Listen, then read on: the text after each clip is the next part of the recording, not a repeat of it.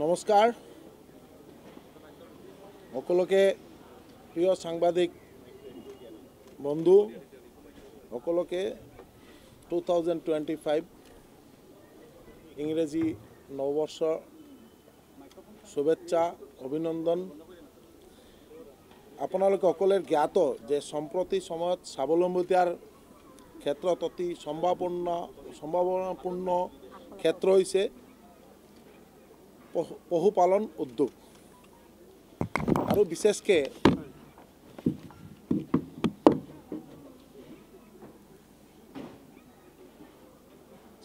বিশেষকৈ আমাৰ মাননীয় মুখ্যমন্ত্ৰী ডক্টৰ হিমন্ত বিশ্ব শৰ্মা ডাঙৰীয়াৰ দূৰদৰ্শী নেতৃত্ব যাতে এই উদ্যোগখন জনপ্ৰিয় তথা জনমুখী কৰাৰ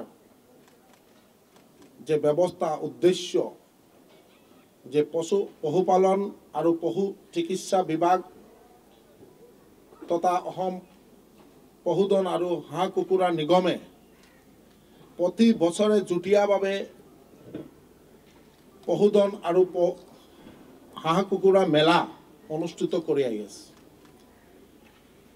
এইবেলিও 10, 11 আৰু 12 জানুৱাৰীত এই মেলাৰ আয়োজন কৰা হৈছে। আমি আশা কৰিছোঁ এনেধৰণৰ পশুধন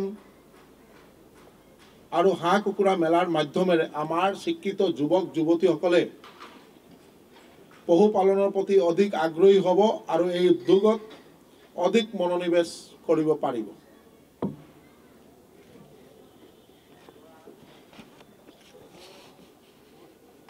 তাই আমি নিশ্চিতভাৱে অৰিহণা যোগাবলৈ সক্ষম হৈছোঁ যে মাননীয় মুখ্যমন্ত্ৰী ডক্টৰ হিমন্ত বিশ্ব শৰ্মা মহোদয়ৰ ইতিমধ্যে ৰাজ্যত পশুধনৰ উদ্যোগক নতুন গতি প্ৰদানৰ উদ্দেশ্যে কেইবাটাও অভিলাষী পদক্ষেপ গ্ৰহণ কৰি আহিছে।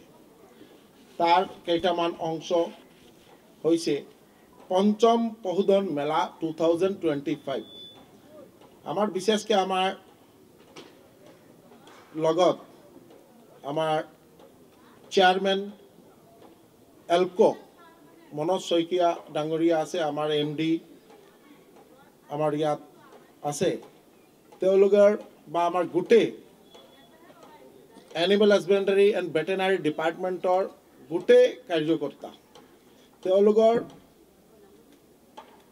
যে পজিটিভ যে চিন্তাধাৰা আৰু তেওঁলোকৰ যে এই যে পজিটিভ কাম কাজৰ জৰিয়তে আজি এটা কথা ক'বলৈ সুখী হৈছোঁ যে আমাৰ এলকো যি লাষ্ট 25 ইয়াৰ্ছ তাতে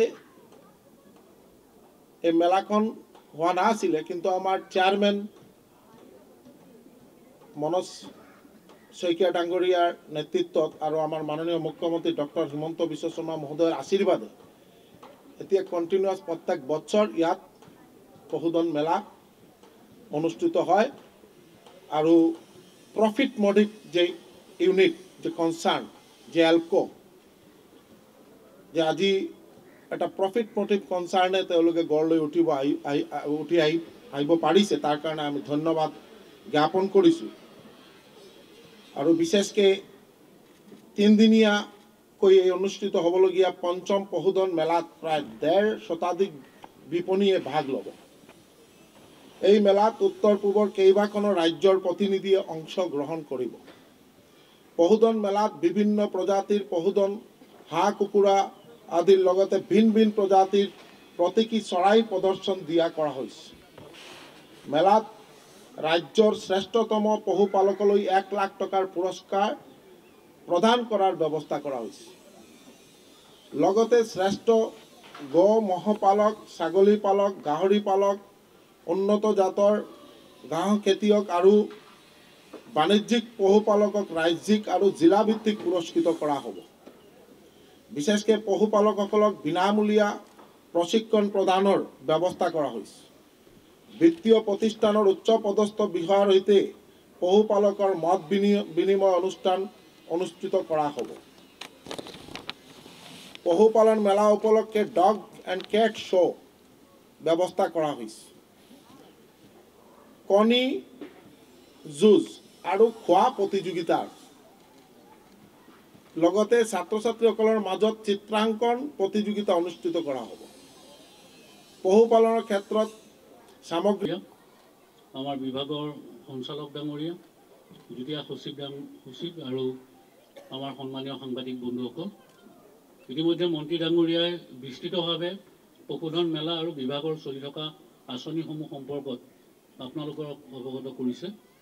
আপোনালোক সকলোৱে জানে যে 2019 চনত প্ৰায় 24 বছৰৰ বিৰতিৰ পিছত আমাৰ চৰকাৰে মাননীয় মুখ্যমন্ত্ৰী ডক্টৰ হিমন্ত বিশ্ব শৰ্মা ডাঙৰীয়াৰ মাৰ্গদৰ্শনত এই মেলা আমি পুনৰ আৰম্ভ কৰিছিলোঁ আৰু এইবাৰ ৫ম বছৰৰ কাৰণে এই মেলা অনুষ্ঠিত হ'ব। আৰু এই মেলা এইবাৰ আয়োজন কৰাৰ লগে লগে আমাৰ মাননীয় মন্ত্ৰী ডাঙৰীয়াও এই বিভাগৰ দায়িত্ব তেখেতে গ্ৰহণ কৰিলে আৰু তেখেতৰ তৎপৰতাত ইতিমধ্যে মেলাৰ যিখিনি প্ৰস্তুতি, এই প্ৰস্তুতি প্ৰায় আমাৰ সম্পূৰ্ণ হৈছে।